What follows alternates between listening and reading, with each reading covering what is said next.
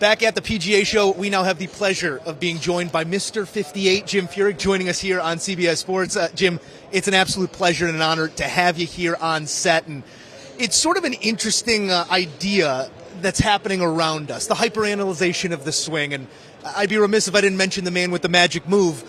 How involved are you in that aspect of the game, or are we still working off feels?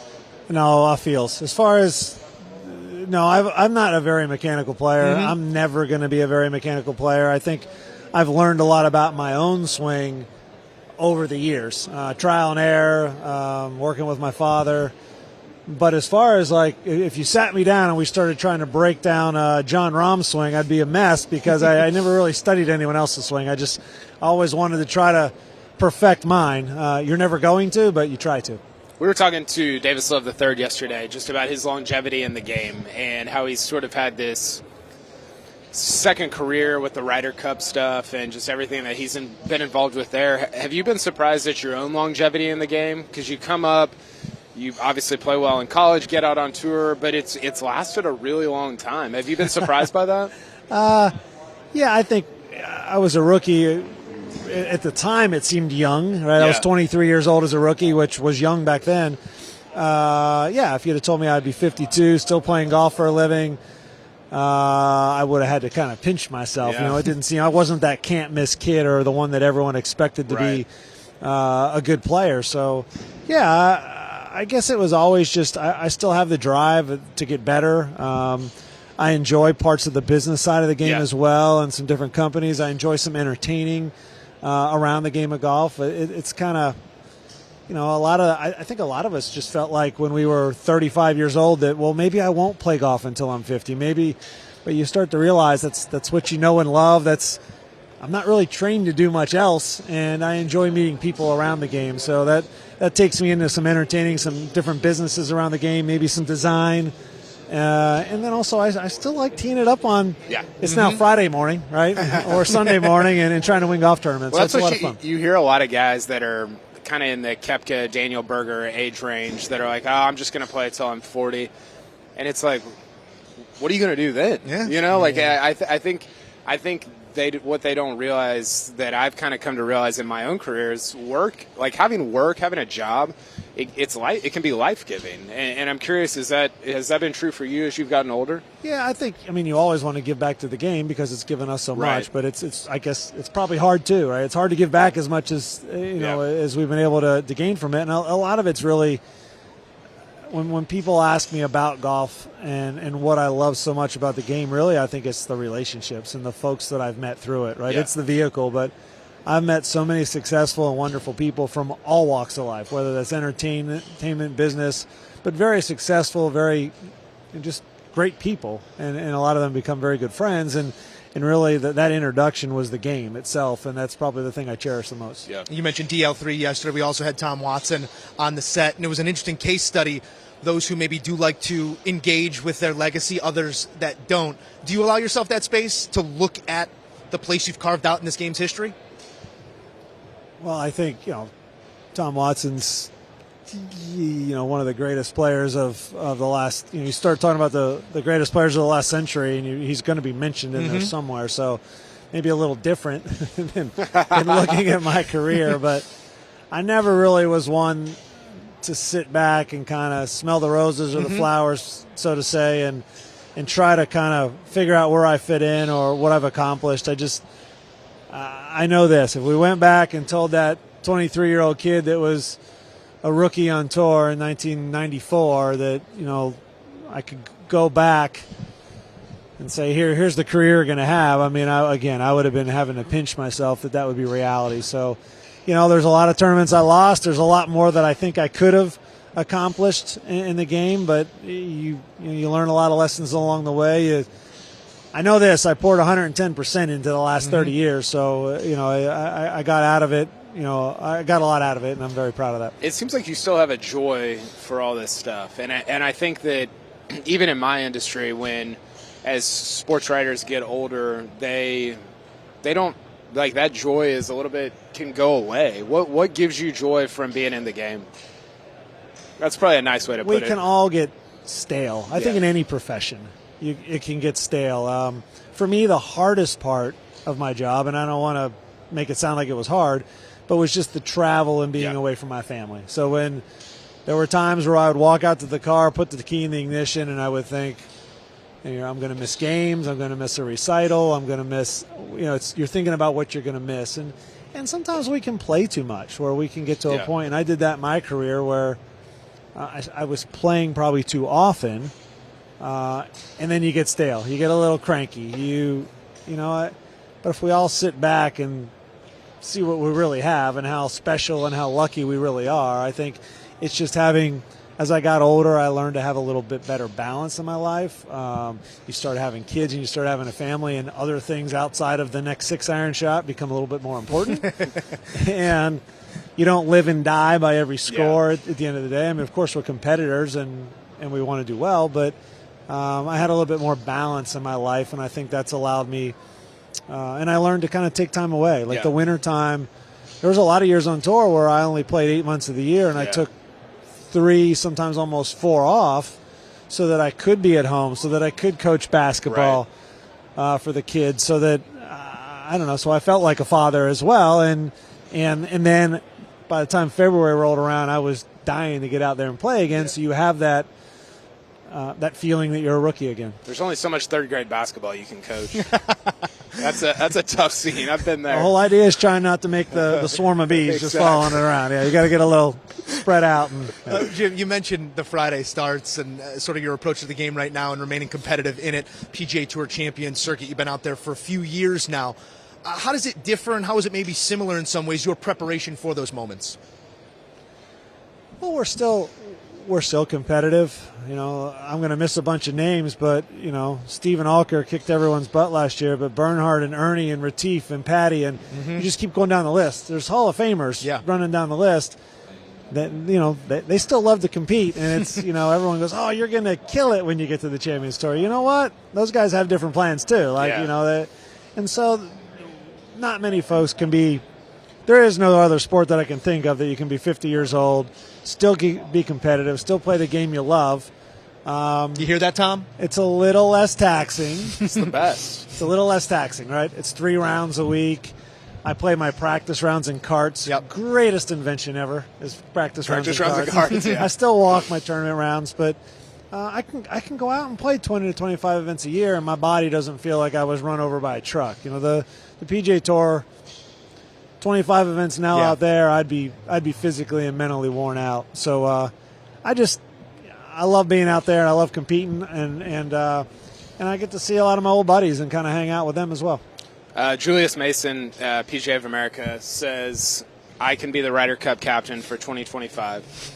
I don't know if he has the power. I don't think Julius told you that. I'm just saying. I don't know. Well, I don't know. I know Julius really well, and he did not say that. I don't know if he has the power been ruled to say out that, yet. But my hypothetical question is, you're only allowed to give me one piece of advice as the captain. What do you say to me?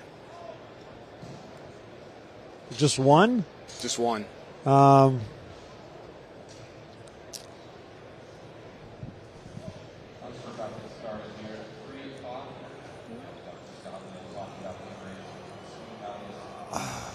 Well, if I could only give you one, all right, it's probably gonna be a weird piece of advice, but I would say the staff that you bring on, the players you bring on as your vice captains, are going to be key. For you, the eyes, the ears that you have on the golf course, and so and here's why I say that: being a vice captain in the Ryder Cup, you're intimately involved with a group. Usually have a group of guys, 4 guys you're involved with. You're out on the golf course following every single shot of a match for every session. And you're the captain's eyes and ears. The captain becomes more like the CEO. He doesn't see a lot of golf. And so you have to depend. The folks on TV are watching every shot, or a lot of them. The captain himself sees very, very, very little golf. You're trying to basically par 3s. And you don't actually see every shot hit on a par 3, depending on how close they're put together. And so you really have to rely on your staff and the folks that you bring out there. I don't know how they did it in the 70s when the captain didn't see any golf and Heck, he was playing. I guess he just had to say, Kyle, how you playing? And the guy had to tell the truth, But at the end of the day, I really liked being the captain. I liked being the vice captain as well because you just got so involved, and I got to see so much golf, and I was pulling so hard for those two guys. But ultimately, it was my job to go back to the captain and tell him, here's what I'm seeing out there. Here's who's playing well. Here's who's not. They would be better fit for this format, that format. I just love that part of it. And I think every captain is surprised at how little golf they actually see during the week. And so I knew it. I was prepared for it. And I was still shocked at how little golf I saw at the end of the week in Paris. I want the Ryder Cup to start tomorrow. I was going to ask you, do you feel more prepared for your pending captainship now? Julius did joke with me that I could be a vice captain. He actually did say this, that I could be a vice captain in Rome. He said this a year ago. I was like, Julius, I don't think you have the power to be telling people that. So. I think he said you could be the sous chef for DL3 chef that he said they were bringing to Rome. That might have been it, Kyle. We brought you in on the 58, Jim. Maybe we head out the same way here. How do you follow that? That was the final round in Cromwell, if I'm not mistaken. Do you remember what you shot the next time out? I don't. Do you? I don't remember the next round. Oh, okay. No, I remember the round. I remember every shot. Mm-hmm. Kind of a fun evening that night. I met my wife and my daughter in Nashville later that evening for a concert. How do you follow that? I guess, excuse me, I guess it's funny. Like when I look back at things in my career and someone says, what's your favorite part of it? I mean, the 58's fun and it's great, but I'm not sure I'd always say that was like the crowning moment. And you get hot one day and you have a great round, and I guess I just have always – you said something earlier, like I enjoy what I do and I enjoy playing the game for a living. And I guess really I still enjoy practicing, and I still enjoy working at it, and I still enjoy trying to improve. And some years you kind of catch fire and it all clicks. Last year I played very poorly by my standards, and what I worked on didn't really translate to getting to the golf course. Mm-hmm. So I took some time off this winter. I'm trying to kind of figure that out and what's going to make things click this year and get better. So I guess it's just I still enjoy striving to be the best player I possibly can. I still enjoy learning new things and going to the range, and I'll work with my dad. And I've been doing this now professionally for close to 30 years, but still I pick things up every week where I feel like it makes me a better player, and I learn, and I enjoy doing that. So that's what's next. I just enjoy striving, and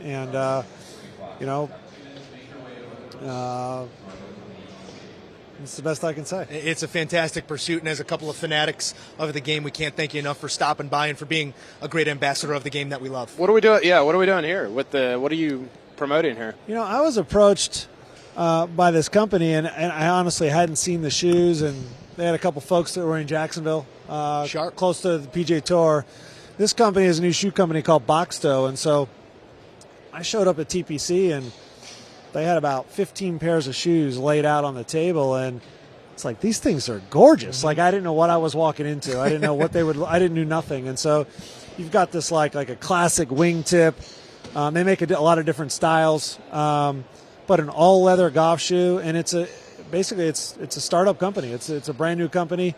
Smells like a used car, or not a used car, brand new car. Hopefully not a used car. Brand new car. Oh, yeah. I like that. But I looked at them. I go, well, these things are gorgeous. So I was like, you know what? I need to put them through the ringer. I need to wear them. I need to get out on the golf course. They're comfortable, best materials. They come from a place in, I guess there's an area, Leon, Mexico, that basically some of the finest leather goods in the world. And a gentleman that just had he wanted to make the finest shoes in the world and then make belts to match out of Leon, where great leather products. And I kind of look at my shoes. You guys might know this about me in golf, but I'm very picky about my equipment. Drivers, irons, wedges, grinds. I mean, just like painstaking sometimes trying to get everything about my equipment right. And I actually consider shoes kind of your equipment. Like, all right, so now your grip is your only connection to the club. Well, your feet And this, it's your only connection to the ground, your Yeah. balance. And so I'm really tough on shoes, to be honest. Like I don't like a lot of pairs of golf shoes. I'm very hard on the companies I've represented in the past as far as getting the shoes just right. And I've worn a lot of good shoes along the way, but I like the golf shoe. I mean, they approached me. I looked at it. I go, well, they look awesome. Let me go wear them. And then I started wearing them. They're comfortable, and I want something that I'm going to walk 8 miles a day in. Yeah. Except during practice rounds. True. And then I want something that performs through the golf swing. It's got some stability. Yeah. Good balance. And of course, you want them to look nice. I mean, you don't want to look like a slob out there as well. So I think this kind of puts all those together, and it's another piece of my equipment that I can be confident. My last question is, how did you feel about Tiger describing Colin Morikawa as an athletic Jim Furyk?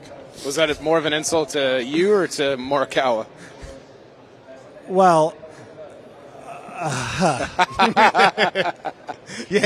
no one's ever asked me that. I will say this. I think the world of Colin, not only as a person, but as a player, great ball striker, what he's able to accomplish early in his career. I guess I take that part of it maybe as a compliment. I just want to say, like, have you ever seen, other than lifting weights and run, have you ever seen Tiger do anything athletic? That's a fair question as well. You ever seen him play basketball, football, baseball? Did he ever play? I want to see Tiger. What I do want to see him do. I want to see him throw out the first pitch in a major league game. That is exposure. That's putting yourself out there. You talk about. I would have loved to have played him one-on-one in basketball. I mean, it'd be unfair now because he probably can't move as well. But back in the day, I would have loved to. We have questions. Apparently, Jim does as well. Yes, we appreciate for you stopping sure. by here on CBS, Jim. Thank you.